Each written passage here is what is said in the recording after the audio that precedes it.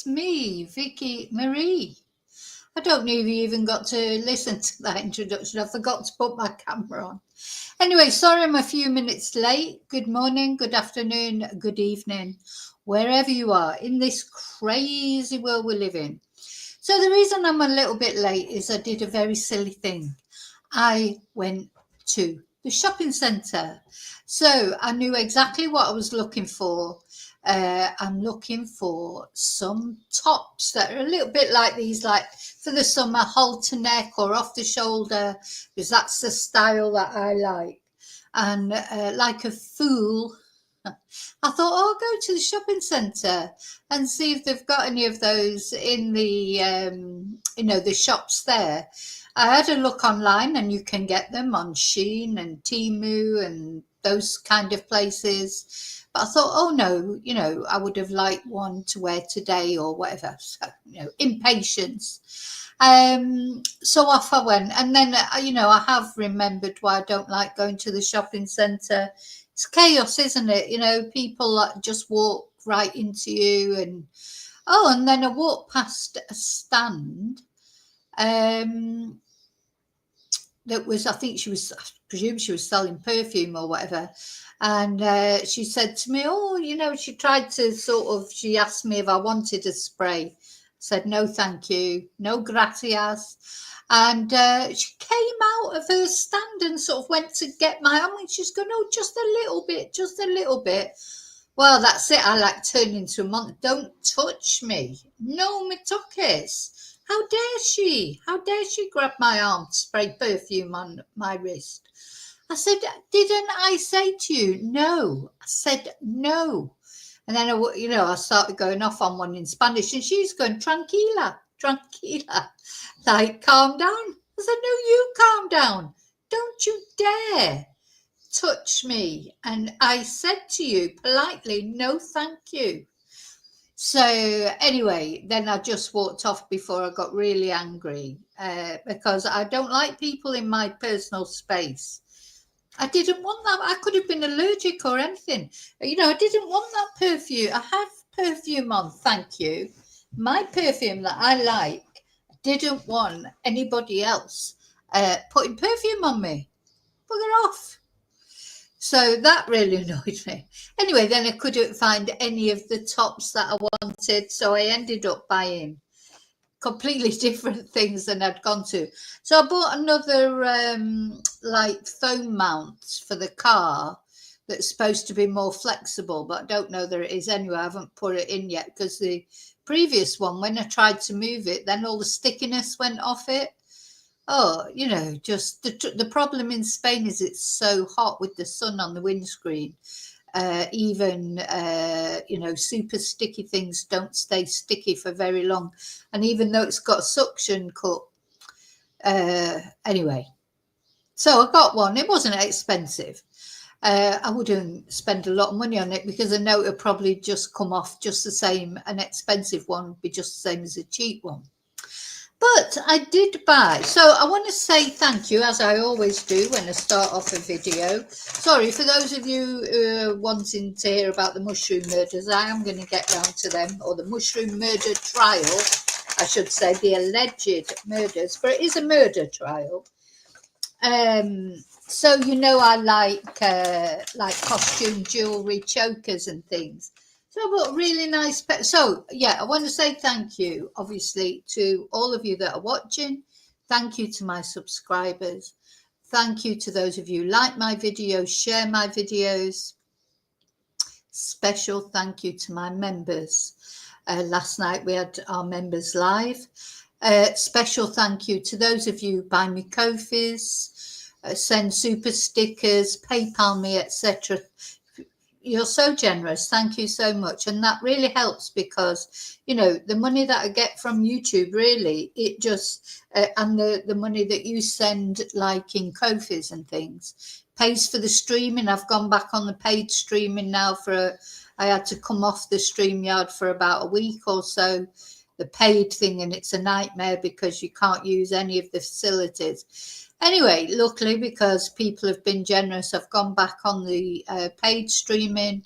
And of course, it pays for my internet, for anything that I need. It pays for because I have YouTube Premium, so that if I show anything, any YouTube videos, it's not interrupted all the time. It pays for all those kind of things, so thank you so very much. And then those extra bits that you send me, like have paid for what I've bought. I bought a pair of earrings. I mean, but you know, it's important for my channel. I know you like to see sometimes the chokers that I wear or the jewelry that I wear. So I've bought a new choker, which I won't be wearing today because this blouse doesn't, you know, you can't put, there's no point in putting a choker on with this blouse. So I'll be premiering that sometime over the weekend.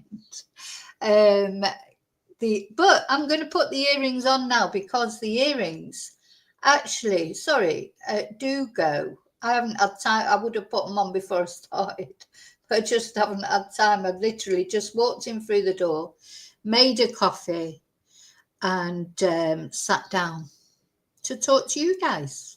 Hope you're all well. So I'm going to put on these new earrings because they do go with this top.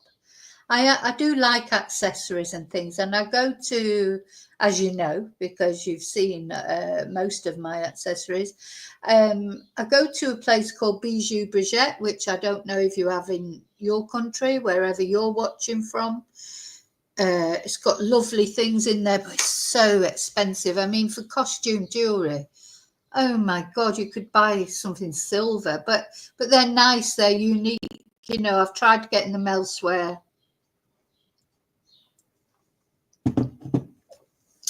And they're never nice. I wouldn't say they're brilliant quality. They're not brilliant quality, but they're just really nice designs. So I saw these earrings and I thought, oh, and anyway, I didn't buy them at first. I carried on looking around other shops and then I couldn't find a top anyway. So I thought, oh, instead of a top, I'll get these earrings. Look at these.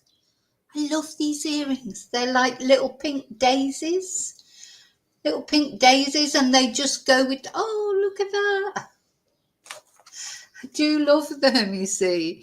And that's a good way for me for deciding whether to buy things or not. Because again, they weren't cheap, you know, for what they are. I mean, they're just probably cost about 10 cents to make. But they're just pretty, aren't they? I've never seen ones like them. I love them. And they'll go with anything pink. So yeah, there you go. Oh God, I'm such a child, honestly.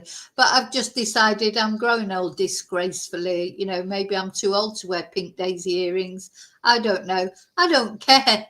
I'm wearing them and that's it. So thank you to anyone who sent me a Ko-fi or PayPal me recently, because these earrings is what they bought. And of course the collar, which I'm not going to show you now. I'll wear that the next time that I do a live. So yes. So what else have I got to say? So hello lurkers. Sorry for waffling on, but you know, so I know some of you like my waffles, some don't, but I will be cutting this video later and just releasing it with just the nitty gritty of day 9 of the mushroom murder trial. If you don't like the waffle, but for people who don't like the waffle. But yeah, hi lurkers, hi replay crew. And I'm going to come in and say hello to those of you in the chat that have come into the chat in a moment. So we're going to talk about day 9 of this mushroom murder trial. So this woman, Erin, is accused and of course innocent till proven guilty. But she is accused of lacing a beef Wellington dish with death cap mushrooms. These mushrooms that she says she bought in an Asian supermarket, but she can't remember which one or exactly when. And there were other mushrooms in the dish that she supposedly bought in Woolworths or Safeway. Yeah. And as a result of ingesting these mushrooms, either by accident or deliberately, These 4 people who were her lunch guests, who are relatives of her estranged husband Simon, 3 of them died. So Don on the left, he died. That's her estranged husband's father. His wife Gail, Simon's mum, died. And Heather died, who is the sister of Gail. So Erin's estranged husband's auntie, she died. And the only one that survived is Ian on the right-hand side in the blue shirt on this picture. He survived, but he was very, very ill and very, very lucky to still be alive. But of course, and we saw when he was walking into the trial, I think it was yesterday, we looked at the video. He does look healthy now, but of course he's got the trauma to cope with of losing his wife and 2 of his friends. And knowing that maybe it was a deliberate act. So really, that's what this case is all about. Did Erin mean to do it? Did she mean to put these mushrooms, these deadly mushrooms in there, in the beef Wellington? The beef Wellingtons were all served up individually. Erin's was on a separate plate, a different coloured plate, apparently, smaller portion. Erin apparently had a little bit of diarrhea, but that was it. But there was never any evidence of that. She was very reluctant to admit herself to hospital. And she was also very reluctant to have her kids taken to hospital to be checked out.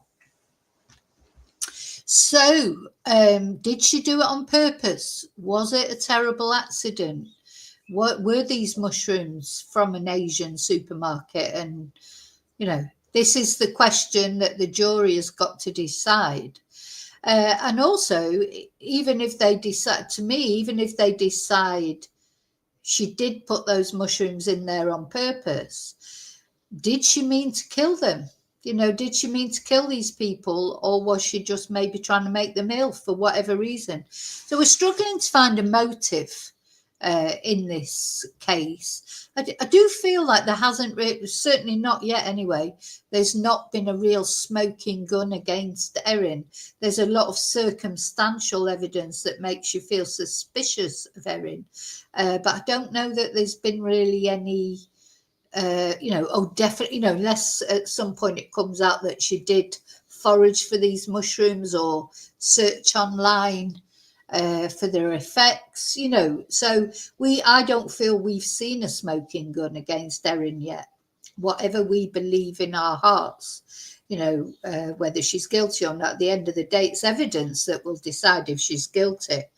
Now, it was originally supposed to be 4 to 6 weeks, this trial, and these 2 weeks have gone past.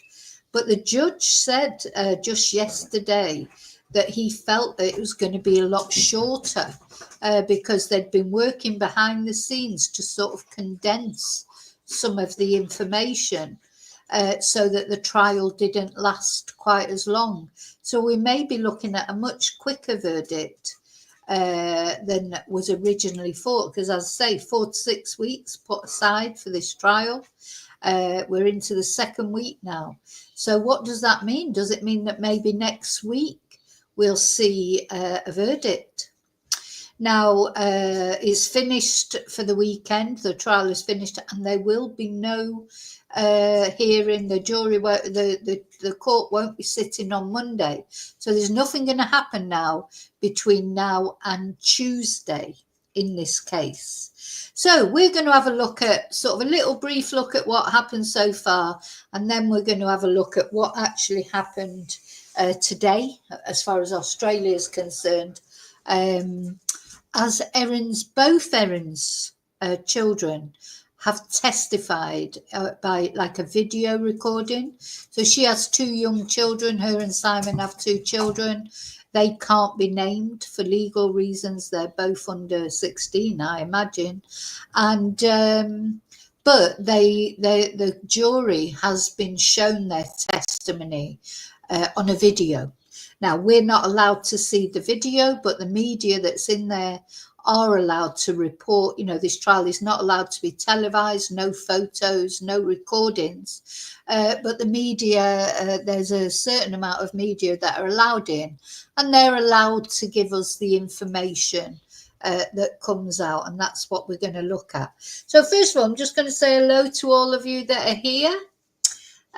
All you brave people, brave enough to venture into chat. Thank you for doing that. Let's have a look. Hi, Maria. Yeah, looks like things will be concluding earlier. That's strange, isn't it? I wonder what the judge's words were, due to things happening behind the scenes. So I don't know what that means. Hi, Tracy. Hi, David. Hi, Bluebell. Hi, Tracy. I wonder, do you think Erin's going to plead manslaughter or something? I don't know. I don't feel that they've proven that she put them there deliberately yet, but I don't know what's due to come out, so we'll see. Hi, my angel. Hope you're well.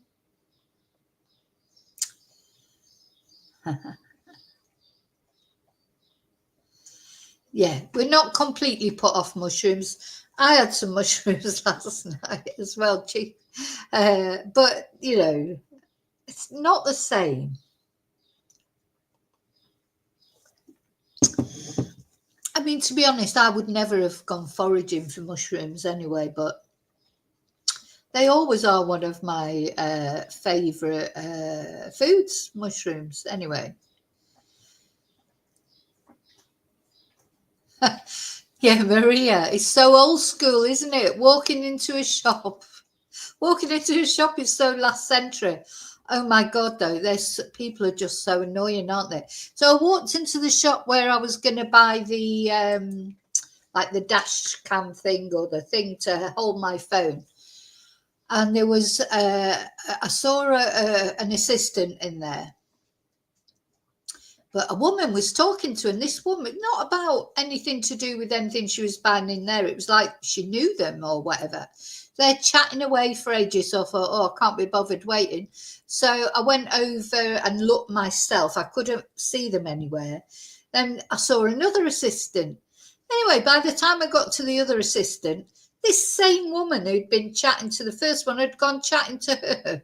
And they were just chatting like, it's like, hola, ¿qué tal? Mucho tiempo, ¿qué tal, guapa? They were told, it wasn't, she wasn't asking her a question about any work or anything.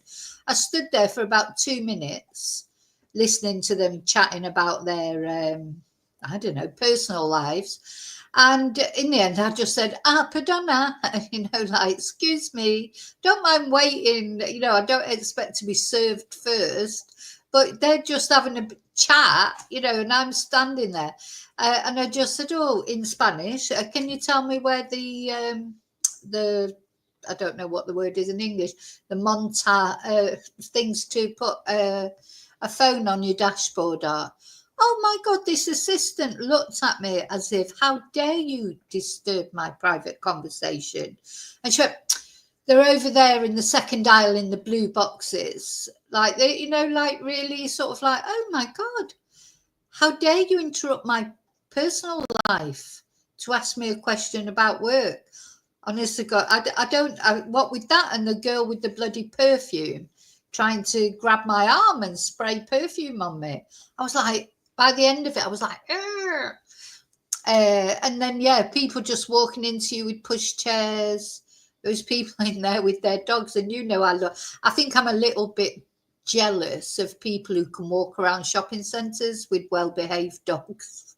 It's like, I'm like tripping over the lead and whatever, but because I'm thinking I can't bring my dogs in. My dog's just, little rocky walks like he's, he's going to hang himself, sort of. If they just don't walk.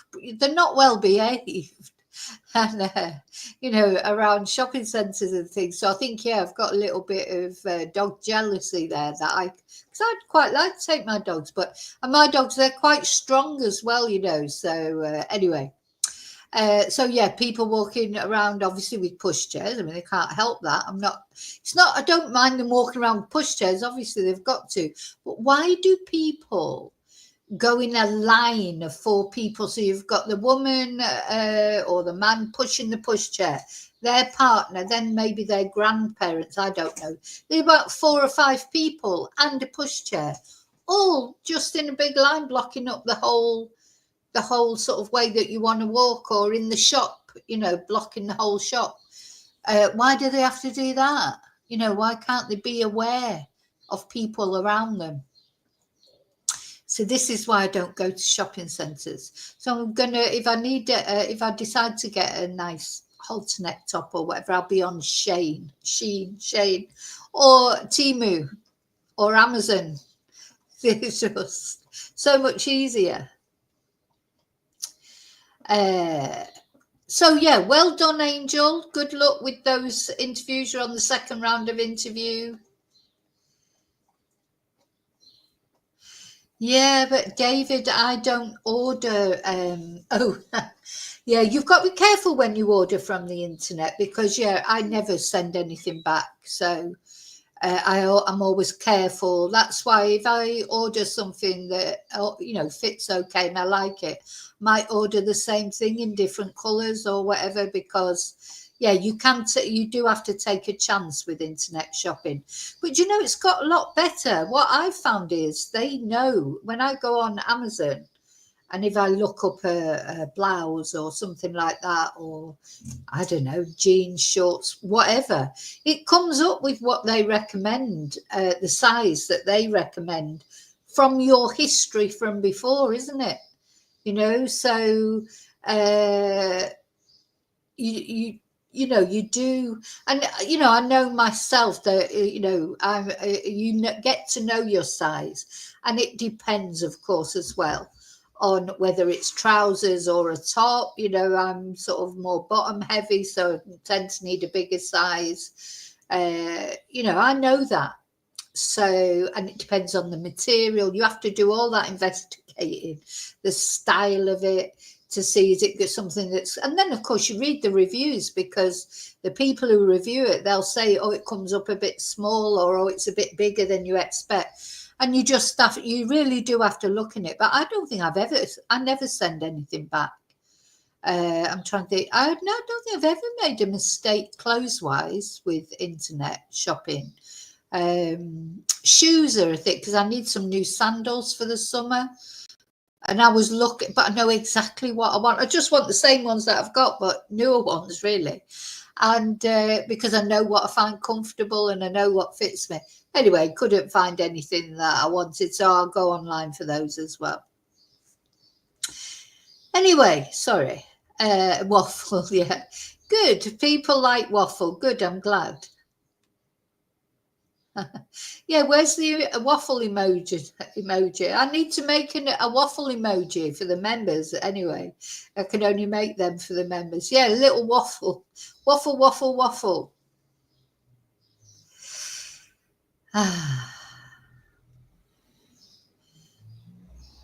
Yeah, we're getting into. Hi, Sean. Sean, you're probably watching. The reason you can't see, you're probably watching on the Spanish and English channel. If I send you a link to the other channel, the problem with, I'm streaming to 2 channels. I've got some memberships to give away there as well. I'm streaming on 2 channels, and you're probably watching on the Spanish or English channel. So if I send you the link to the other channel, if you watch on there, you'll be able to see the other people's comments and join in. Yeah, so that's the other thing, of course, that Erin did, as Angel says. Yeah, lying about, she lied that she had cancer. That was a big thing, wasn't it? Hi, Darren.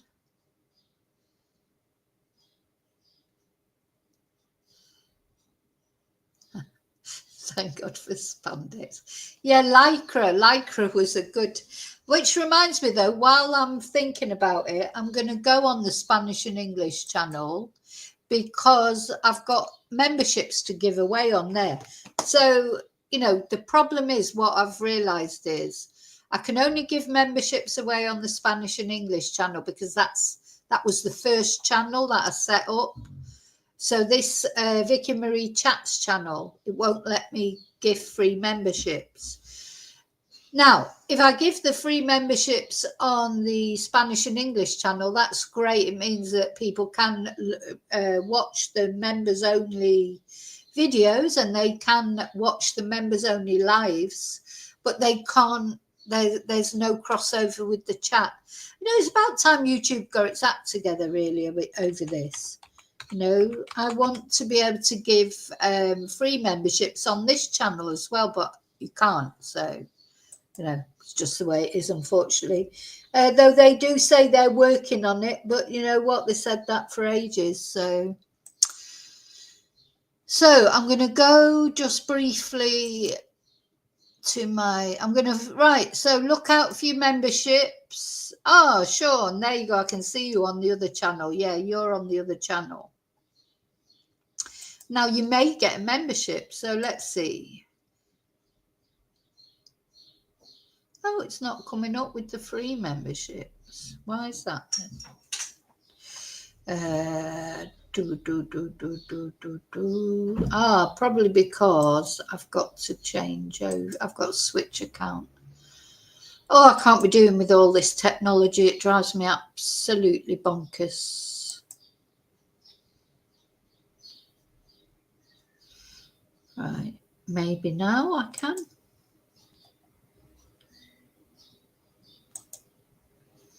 Yes, I've got 10 memberships, 10 free memberships to give. So I'm going to send 5.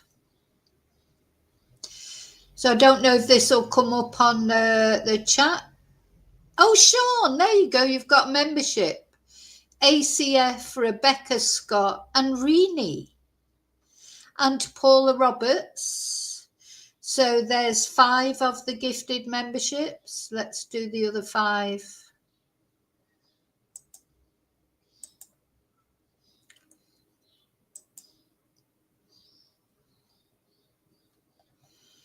And the other 5 are Julie Gaines. Oh, she's a member anyway on the Vicky Marie Chats. Lisa J.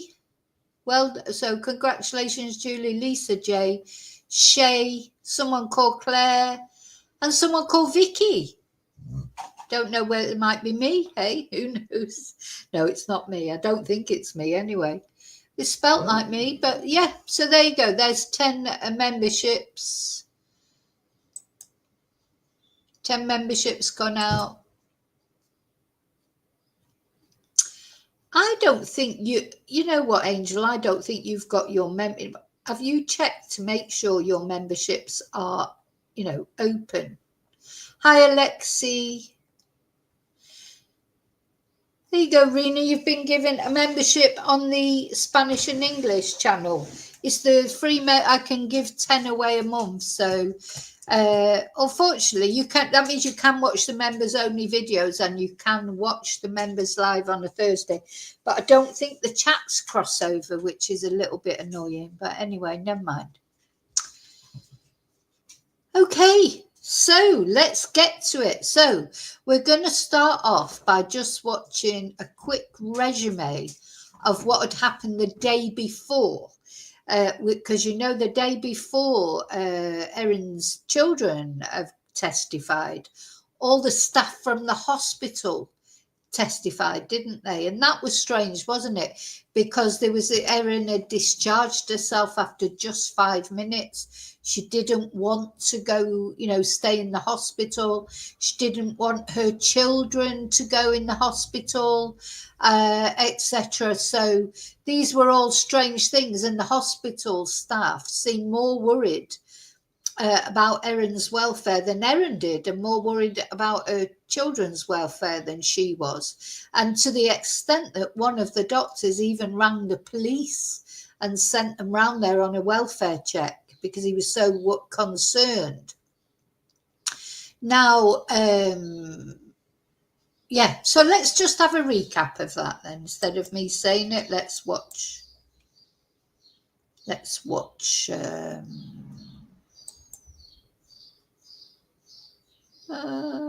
you go.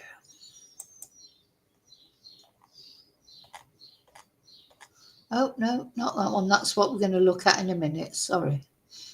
Oh, where's the video that we're going to watch? You don't want to see my halter neck tops that I was looking at. Where's the... Oh, no, that's the timeline. I had a little video all set up. You know what?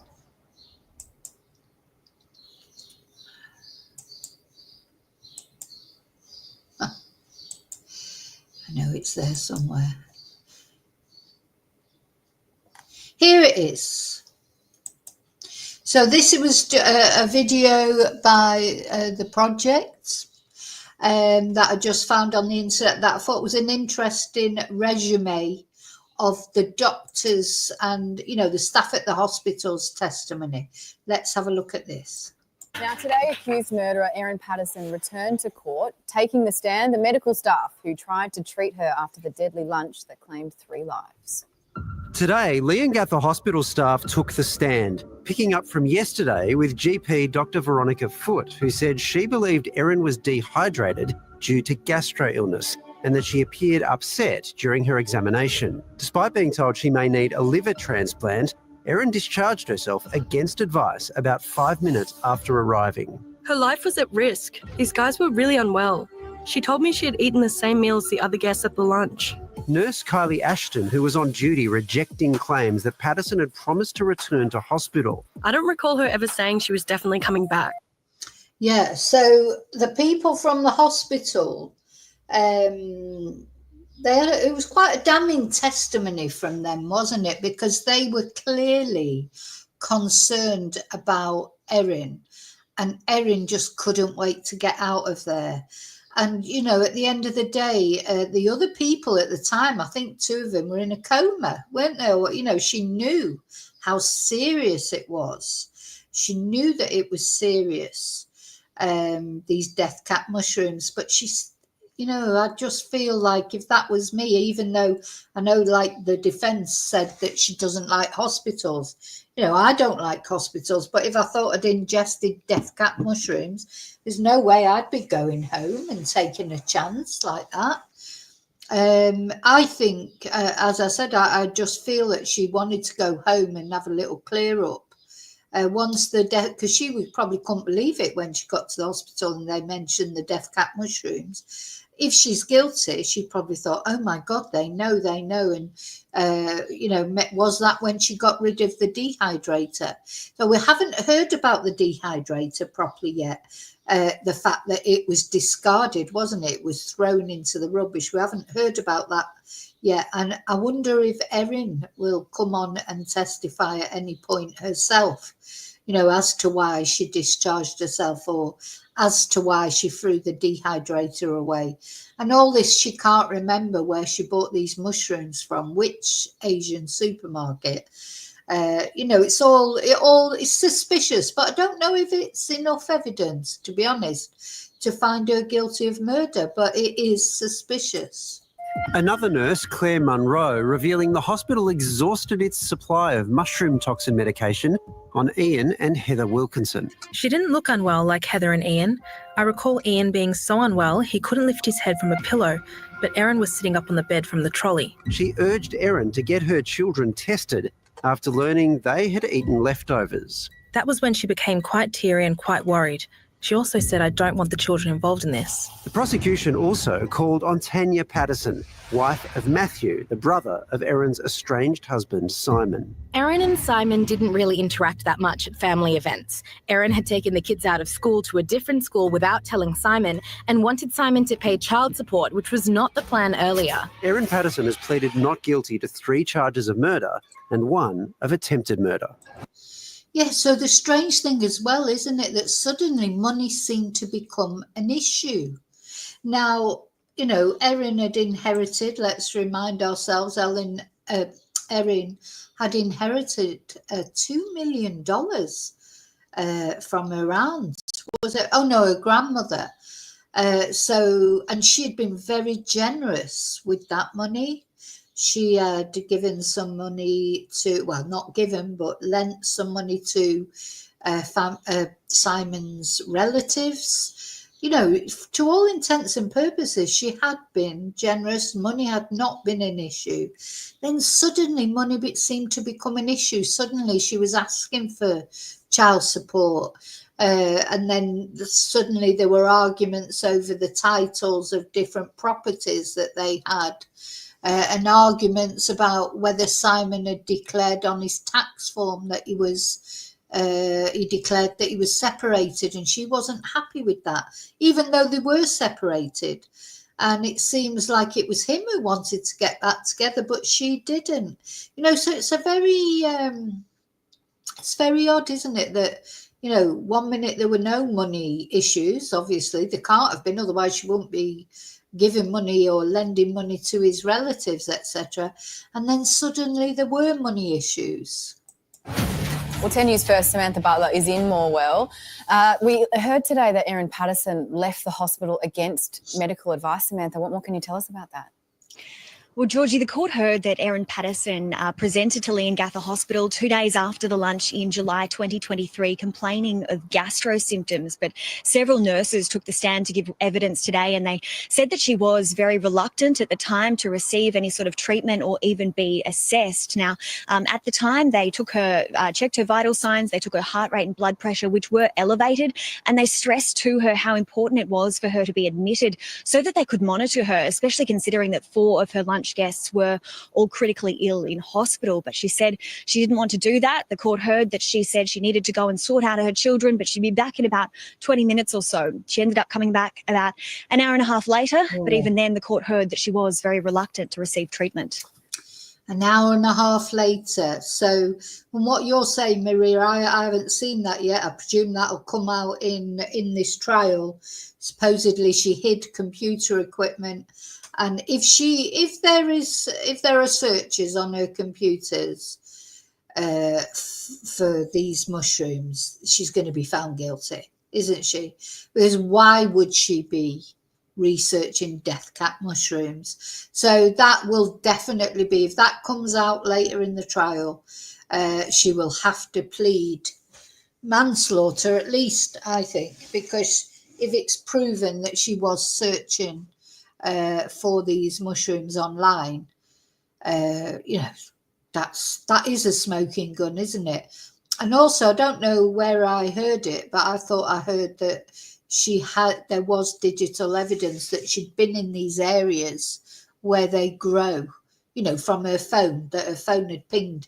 It's not like CCTV of her actually picking the mushrooms, but showing that she, you know, her phone had pinged in areas where they grow. So that those are proper evidence, aren't they? But they haven't come out yet in the trial. Wasn't it fascinating hearing from doctors trying to find the source of the mushrooms in court today? What did you take from that? Yeah, well, we heard from a toxicology expert who was contacted by Leongatha Hospital after Erin Patterson was admitted, and he spoke of a conversation that he had on the phone with Erin when he was trying to work out where these mushrooms had come from. Now, he said that Erin told him that she had bought some from Safeway, now Woolworths, and some from a Chinese grocer in either the suburbs of Oakley or Glen Waverley, both suburbs in Melbourne, but she couldn't remember which one. He actually offered to get a list of those Chinese grocers up on his phone and read them out to her to see if it would jog her memory, but she said she'd bought them a couple of months back and she simply wouldn't remember. I mean, that's awful, really, isn't it? Because let's imagine she had bought them in an Asian supermarket. You know, that supermarket, they could have gone to other people as well. You know, that supermarket. The thing is, they're unusual. It's unusual for people to die of these mushrooms. So I'm sure if there would have been other cases around that area, that would have been reported on or picked up on. You know, I do think this is a big mistake she made when she said that she'd bought them there. I think she just never even thought that it would get picked up, that they were death cap mushrooms. She didn't do her research well enough, in my opinion. Maybe she didn't intend to kill them. Maybe she just wanted to make the meal, but why? I have no idea, but maybe not. I doubt that, probably she didn't mean to kill them because, 3 people to die at a lunch like that, and another one to be so very ill, it is going to attract attention, isn't it? Maybe she just thought she could make them a little bit poorly. I don't know. Who knows what's going on in Erin's head? The jury also heard testimony from Erin's daughter. What did she say about how the day unfolded? Yeah, well, in about the last hour or so of court this afternoon, the jury was played part of a police interview with Erin Patterson's daughter, which was conducted in August 2023, a couple of weeks after the lunch at Erin's home. And her daughter was asked a series of questions about the events on that day of the lunch. Now, she said that she and her brother weren't present at the lunch. She told the interviewer that her mother had arranged for them to go to the movies. And she said that her mum had told them that she wanted to have a lunch with Don and Gail Patterson and Heather and Ian Wilkinson to talk about adult stuff. That was the term that she used. But she did also tell the interviewer that the following day, she and her brother were given leftovers from the lunch. She also...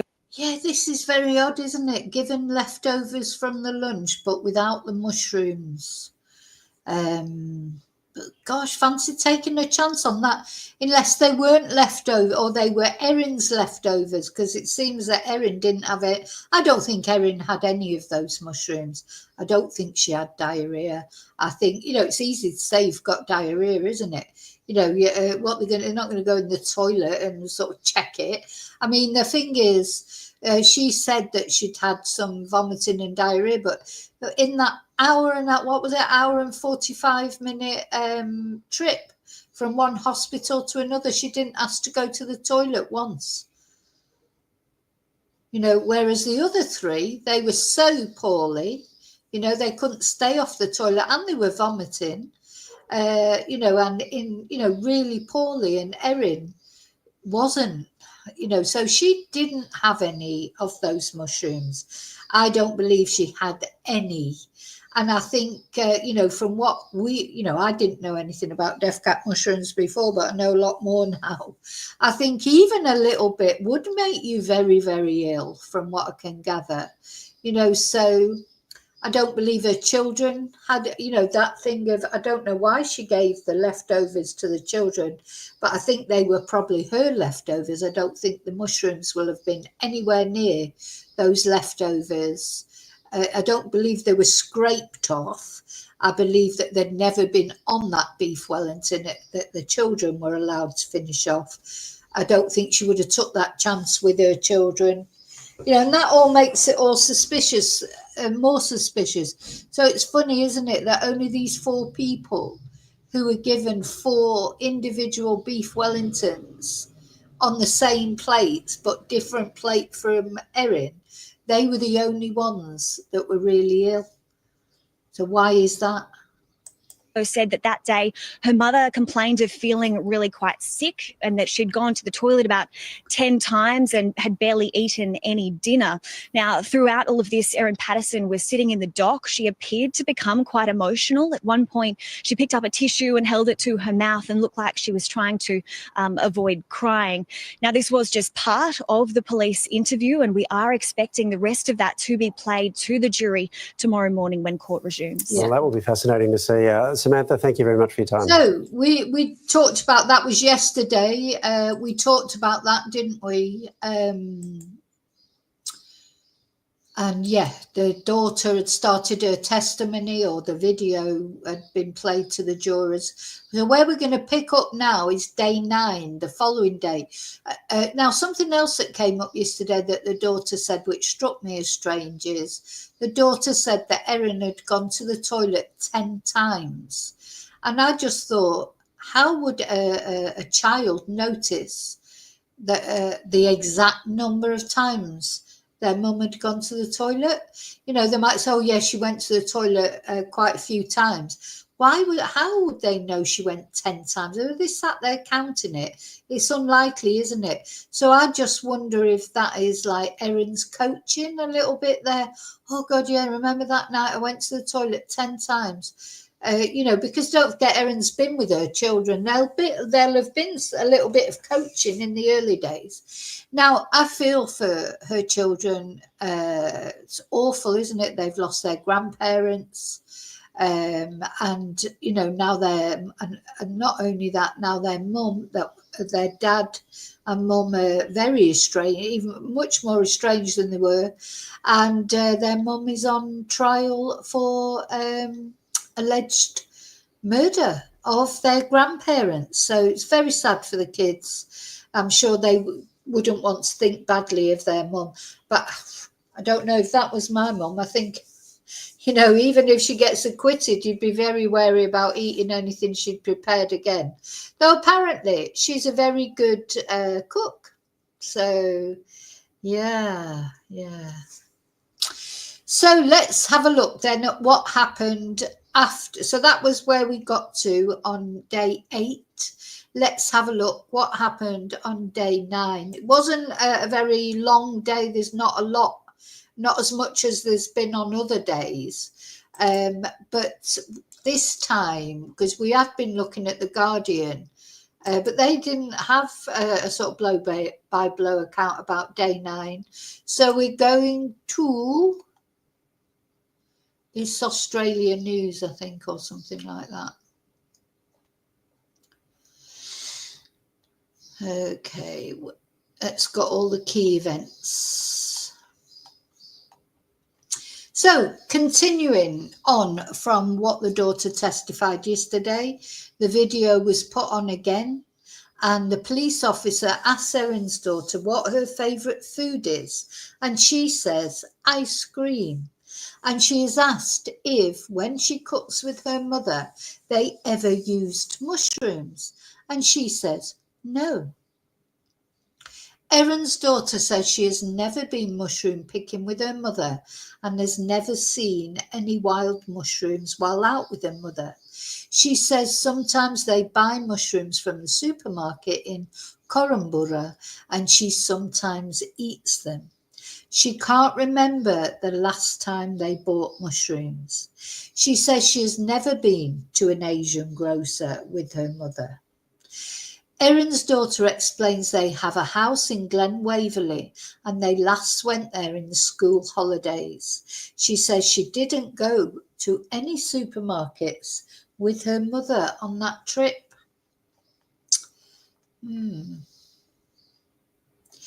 Erin's daughter is asked if she has been told anything else since the lunch or whether she has been told not to say anything. She says her father said she didn't have to talk to police if she didn't want to, but she confirmed she was fine to talk to the officer. And that is the end of her daughter's police interview. So now the police recording of the interview with her son is being played. And as the video interview of Erin Patterson's daughter comes to an end, Miss Patterson appears to become emotional, slightly rocking back and forth in her seat. And the jury is now shown the second interview conducted with her then 14-year-old son.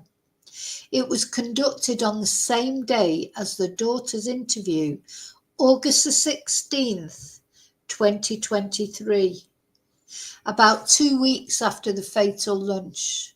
And the footage depicts the teenager sitting in a green armchair across from a police officer. So obviously the son is older than the daughter. So the police interview with Erin Patterson's son is now being played to the court. The courtroom is told the recording will go for about an hour and 40 minutes. Erin's son gives his name and confirms his age.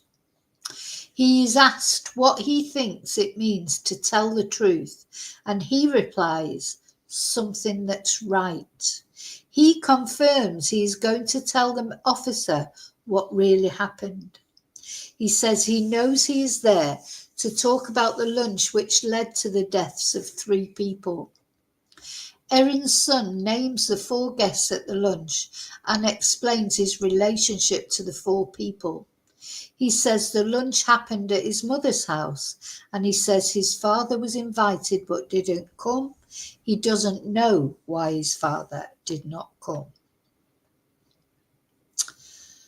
So he is asked about his parents' relationship, and he says when he was about 7 years of age, they had a few arguments, and his mother moved house, but they were never divorced. He says neither his mother nor his father had another relationship, as far as he knows, of course. He explains he goes to stay with his father over weekends, and he drops them off at school on Monday morning. Erin's son says his mother used to come to his father's house on Friday nights, and they would all have dinner together. He estimates this was when he was about 8 or 9 years old. He describes the relationship between his parents as very negative. He says they wouldn't talk to each other about getting joint access to the app, which contains the school reports. So it's funny that he's describing their relationship as negative, but other people have described it as positive. You know, it's straight. It just shows how people look at things differently. And children, of course, see things completely differently.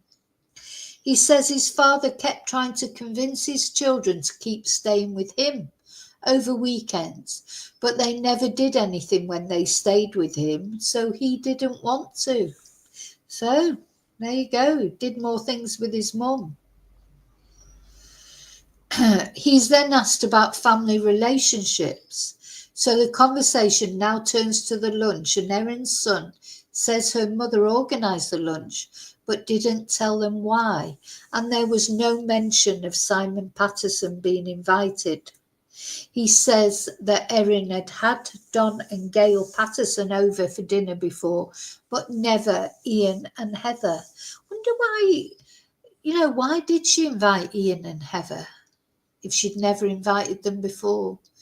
Now, don't forget as well, during that lunch, that's when Erin said she had cancer. Now, her defence now are trying to say that she didn't say that. She said she was possibly had cancer, but the surviving guest, Ian Wilkinson, he was adamant. She said she had cancer, not suspected cancer. So that's not going to go down well for her, is it? The police officer asked Erin's son about Erin's relationship with Don and Gail Patterson, and he says they sometimes went to their place for events. He doesn't recall a whole lot about the family's relationship with Ian and Heather, and he says it's not a negative one, but it's not strong. So that confirms really what Ian said. Ian said he would describe Erin as an acquaintance, not somebody he knew well, but an acquaintance. That's and he and Heather, they were delighted to be invited for lunch because it was unusual, wasn't it? It was unusual. So, sorry, I'm just going to, please be careful with your comments. Okay, I've just had to delete a comment there. I don't want those sort of comments. So, yeah, that is a confirmation of what Ian said, that they were only acquaintances. So Erin's son says he doesn't recall a whole lot about the family's relationship with Ian and Heather, and he says it's not a negative one, but it's strong. So apparently the son saw his mother preparing a salad. Erin's son is now talking about the day of the lunch. He says his friend stayed at the house on the Friday night before the lunch, and he says Erin told him about the lunch on the Saturday morning.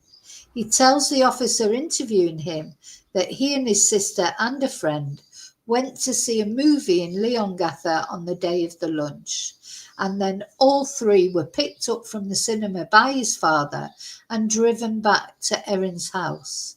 He says he said hello to the lunch guests. Erin's son says she told him she wanted to talk to the guests about something, and the children didn't need to be there. He says he saw her preparing a salad, but he did not see any other food. So, and he cannot recall dinner on the day of the lunch. He is asked about what he saw when he returned to the house after seeing the film, and he says there was some small talk with Don Patterson about the flying lessons he was taking. He says he doesn't know what the guests were talking about and doesn't know what they were eating, but he saw a fruit platter and some other food. He says the guests stayed for about half an hour after he got home. After the guests left, he and his friend played computer games. Then his friend was driven home around 5 p.m. by Erin with all of the children in the car. He can't remember what they had for dinner that night. I mean, it seems pretty likely, doesn't it? You know, so hi, admit. You know, would you, you know, a teenage lad like that, he won't remember, will he? Just remember it's food. So he can't recall speaking to his mother about the lunch. He says he spent around 30 minutes with the lunch guests, and he agrees that everyone seems happy when asked by the interviewing police officer. Here, Erin's son says he can't remember his sister coming inside, and his sister wasn't in the car when Erin drove his friend home. He says he didn't have any car. I mean, you know, teenage boys, I mean, they're not going to be brilliant witnesses, are they? You know, he won't really remember much, will he? I can imagine that.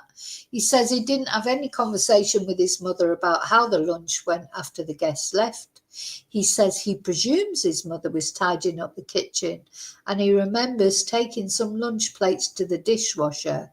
He says he can't remember if there was any leftovers on the plates.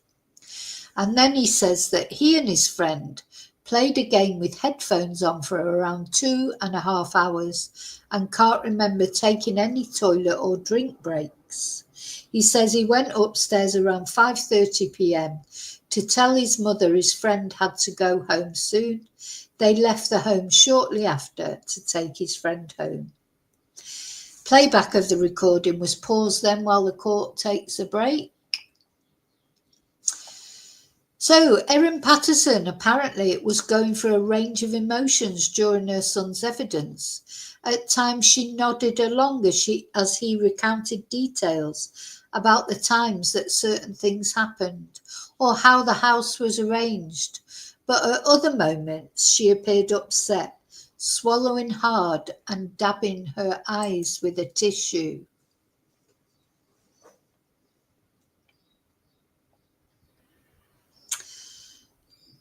So, you know, it's Erin is getting emotional when her children are speaking, aren't they? Anyway, I suppose you would.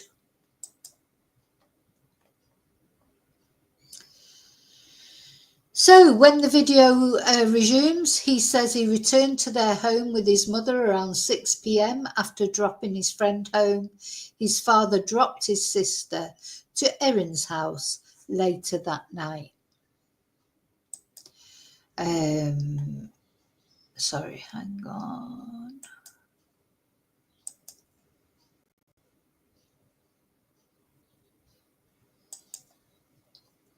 He says his sister got home around 9 p.m, but he's not sure whether his father came into the house. And the police officer conducting the interview is now asking Erin's son about the day after the lunch. He says he saw his mother in the morning drinking coffee, and she told him she was feeling a bit sick and had diarrhea.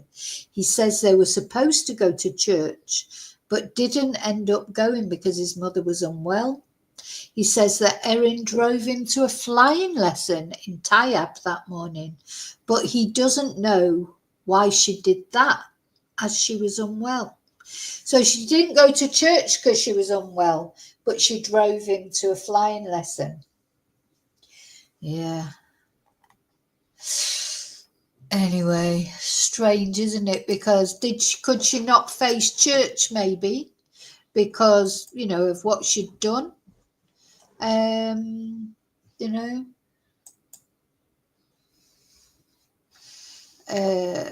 right.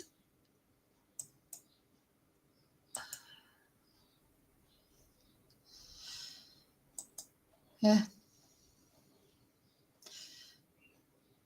So he says his mother was a bit quieter than usual that morning, which he thinks was because she was sick.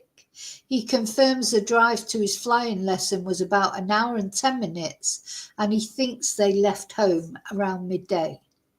He's asked to talk about what happened in the time between when he first saw her that morning and when they left. He says that she told him she vomited a few times overnight. She was playing it down. That's what it sounded like, he says. He says she told him she didn't want to go to church in case she spread it to people, but was happy to drive him to his flying lesson because there would not be many people there. Spread what to people? Erin's son says he was in the computer room most of the morning, but did not notice his mother going to the bathroom in that period. He says she told him she hoped she could make it to Tayab before she needed to go to the toilet, and he confirms they did not stop and she did not need to go to the toilet, or she did not go to the toilet.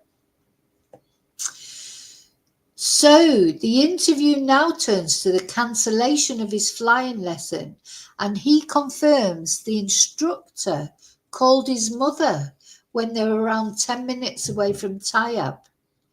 He says they turned round and drove back. So in the end, the actual flying instructor, the actual flying instructor cancelled the flying lesson.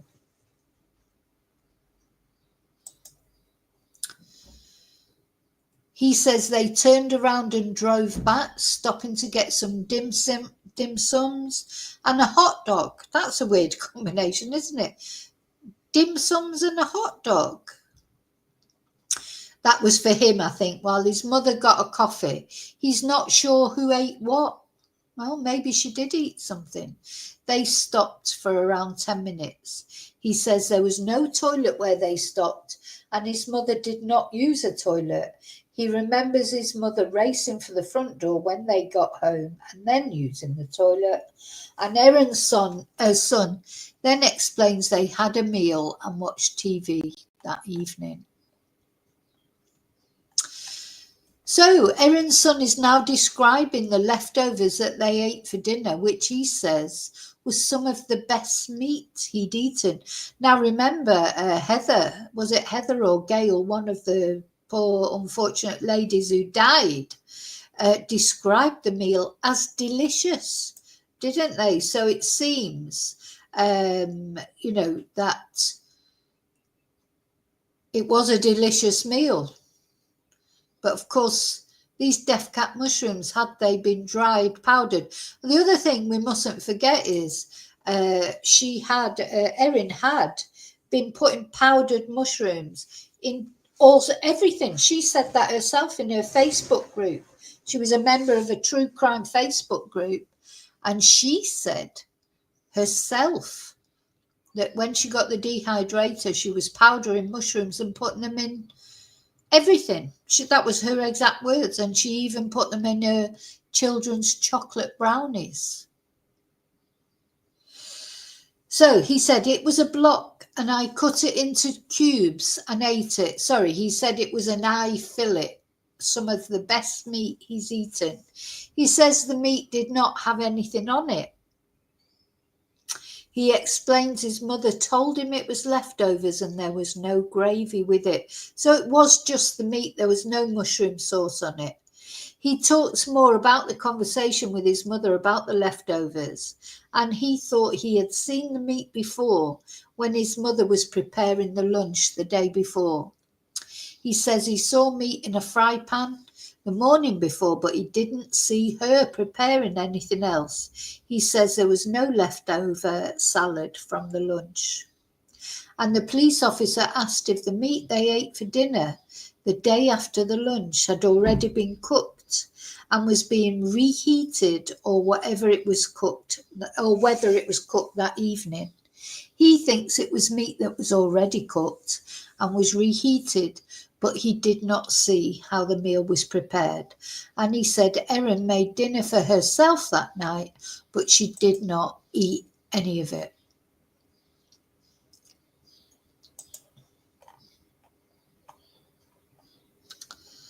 He said that Erin was feeling dizzy and clammy. He says his mother said after dinner on Sunday she was feeling dizzy and had diarrhea. He confirms his mother told him she knew Gail and Don were unwell. He says his mother woke him up around 6:30 a.m. Monday and he came downstairs for breakfast. Erin drove the children to the bus stop. He explains he was told at the school around midday his mother was unwell and he and his sister were taken to the hospital to see her. She was tired, he says, and they spoke about his day at school and how she was feeling that day. She said she was feeling clammy and dizzy, he says. He says she told him that morning before school she had been to the toilet a few times during the night. He explains he saw Erin having a coffee downstairs that morning.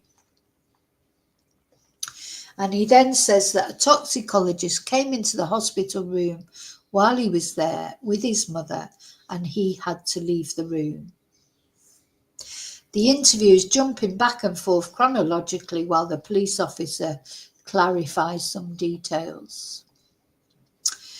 So the interviewing officer asks Erin's son about what he recalls about clearing away the plates from the lunch. He says they were white plates. Now, don't forget, the people at the lunch said, Ian, who'd been at the lunch, he said they were grey, didn't he? Anyway, he says they're white plates around 15 centimetres in diameter. He said they were plates his mother would serve dinner on. They were just plain white plates. All the same, he says. Was there anything left on those plates, he is asked. He says no. Erin's son, sorry, it's my sense of humour. Erin's son is asked if he likes mushrooms, and he says he doesn't really like how squishy and mushy they are. He says he's never been foraging for mushrooms with his parents. He remembers his mother once taking a photo of mushrooms when they were on a walk because they looked nice. And it was a very fond memory in his head. And this was around July or August 2020, he says. He's not aware of his parents ever picking mushrooms. So he is asked if he knows if his mother has a dehydrator, and he says no. He says he and his sister and his mother, I presume that's no, he doesn't know, not no, she doesn't have one, I don't know. He says he, his sister and his mother stayed in a house in Mount Waverley during the Easter school holidays for 3 to 5 days, but he can't remember any outings with his mother. He says he didn't go shopping with her, but he did help carry groceries from the car. The interview jumps to Erin's son's school arrangements, and he explains he changed school recently because there weren't enough teachers at his previous school. He says the move was his mother's decision, and he agreed to move. The police officer asks, is there anything important he'd like to say?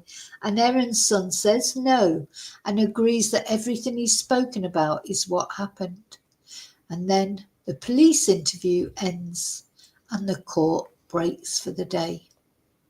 So now the trial is adjourned till Tuesday.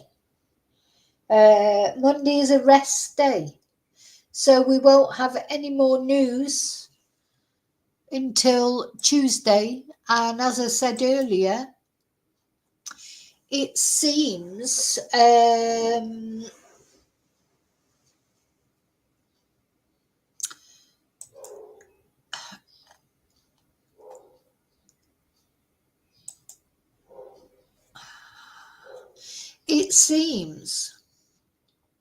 that, you know, the trial isn't going to last as long as it was originally thought that it was going to last. So we'll see. What's due to, I think they've got to show that she did search for these death cap mushrooms, haven't they? That's to really to find Erin guilty, there's got to be something definite. You know, everything that's happened so far, I think, is strange, points towards her doing it, but I don't think any of it is a smoking gun. So really, to be able to find a guilty verdict, they're going to have to show that she searched for these mushrooms online, or that she was actually around areas where they grow. And, you know, is that what's going to come out next week? So I don't know. Okay, so that's it for now. We'll be back I'll be back before Tuesday, of course, talking about other things. But I won't be talking about this case then till Tuesday, because there isn't any more court then till Tuesday. And yeah, we'll see what else comes out. Is there going to be more coming out? There's got to be. I don't believe this is all the police have got on Erin. They must have more for them to bring her to court, in my opinion. But anyway, as always, let me know what you think. Be respectful in your comments, please. Remember, your comments are public.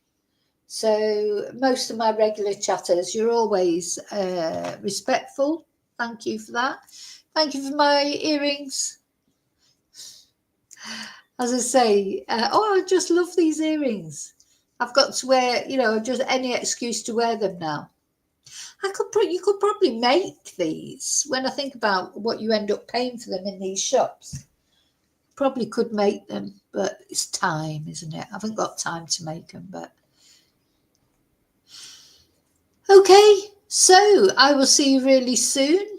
Yeah, they've got little diamanti there somewhere. Yeah, but it's the daisy that I like. You know, the pink daisy. I like daisies. I like flowers, so I like flowers. So have a good day, a good morning, a good afternoon, a good evening, whatever you're doing in this mad world. I hope you enjoy it. And yeah, let me know what you think about this case. You know, do you think the police have got to, you know, find more evidence? You know, or do you think that enough has been presented so far? Or do you think this circumstantial evidence is enough? Or do you think the police are going to come up with something more concrete as the case goes on? Yeah, I'll be back soon, as ever, in the next video. And until then, thank you so much for watching. Please think about subscribing if you're not already subscribed.